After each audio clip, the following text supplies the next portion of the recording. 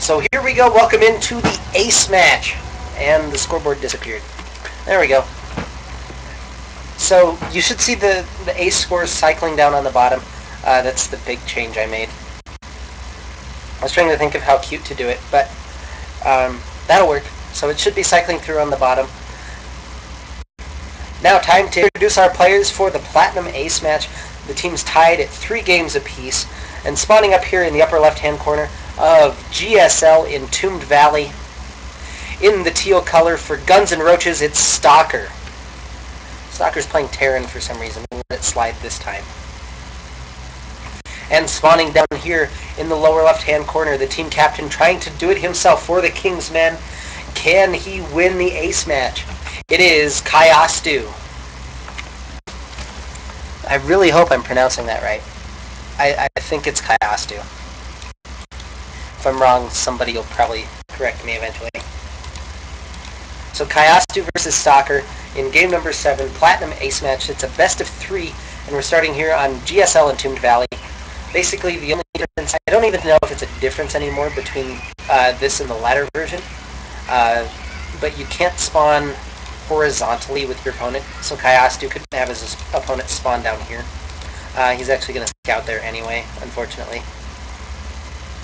I don't know if that's the case on the ladder anymore. I don't feel like I've seen it in forever, so I don't think it is. But we'll see what excitement we have out of this ace match. Again, this is kind of, I don't know, a little bit of a confession to make. This is kind of broadcasted drama. The ace match might not have been played in order. The real drama might have come down. I know personally for Team Composite, our last game chronologically played was our bronze match.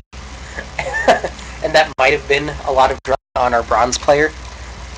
So this might not have been the last played chronologically, but it's going to be the last we show in order to hide the drama for you guys. So we do see a hatch first versus a 1-Rax gasless expand coming out here. And this is fairly standard at the Platinum level. There seem to be 2 classes of Platinum players. There are ones who will really go for that macro game and try and really improve and work on their game. And there are the people who just got that high by cheesing. And thus scouting becomes way more important once you do start hitting those upper leagues for CTL. For Kiastu going to be first to scout anything, come up and you'll see that command center and even try to harass it a little bit. There's a Marine already out for StalkeR, and he'll be able to deflect that drone and even pick up the kill. Ooh, a little bit of a gross explosion onto that grab thing. But now the SCV getting in for StalkeR, and he'll spot the pool being finished, he'll spot the gas geyser as well as the expansion, and he should be aware that there's nothing too fishy going on, and especially since he's not being attacked, there's no circlings out yet.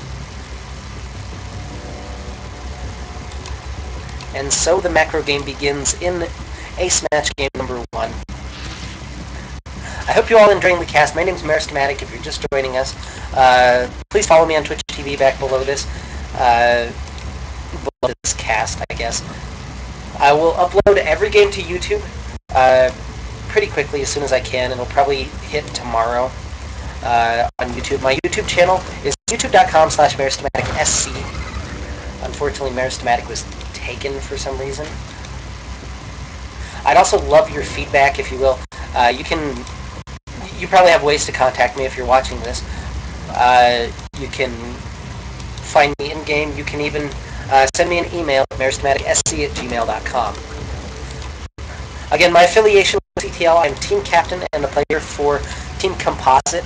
I won't be broadcasting any of our games. I feel like that's just kind of weird. But I will have a game or 2 each week from other CTL teams, and my next broadcast will be tomorrow night at 6 p.m. We're going to have Team Kessel versus Spinal Tap, and that should be a lot of fun as well. I'm really enjoying this game. Hopefully you guys are too. As we head into the ace match, Kiastu making a lot of Zerglings. I don't know why though. If we look, his scouting information is rather bleak. So it looks like he may want to go and try and Baneling bust his opponent here. The Baneling nest nearly finished, and that does kind of line up, and we'll see Kiastu. It looks like he wants to be the aggressor. StalkeR moving out to the middle of the map with these Marines, and the Marines and Zerglings will about the time, and we'll see who wins this fight. This is actually a pretty even battle. It does look like it will go in favor of the Zerglings of Kiastu. And that'll kind of set him up. I'm having trouble with words recently. It'll set him up, though, because StalkeR doesn't have that setting information in the middle of the to see this coming. And this is really nice. He's morphing those hurt Zerglings into Banelings, which means that they'll regain their HP instantly. Again, he's only got 4, which is nothing you want to have. 5 will kill the supply depot. I believe it's 6, maybe 7 for this bunker.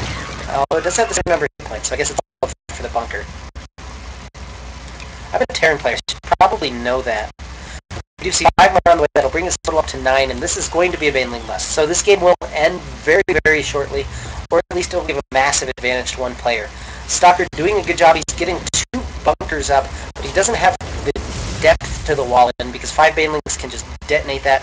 And we see even StalkeR going to lead in with the Banelings, and there's no siege tanks thought of yet.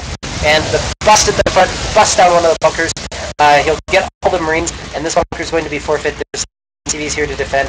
All of the Zerglings streaming and taking out the Marines. More coming into the natural. He'll start picking these SCVs. And I like this. He's doing a good job just taking down the depots that actually supply box StalkeRs. He's morphing more Baneling back in the natural. And this looks like GG. He needs a couple more bunkers at the top of the ramp, but it's not going to be in time. In comes the secondary bust. Boom! Down goes the reactor. Actually, the Baneling's busting on top of some of those SCVs that were there to try and repair.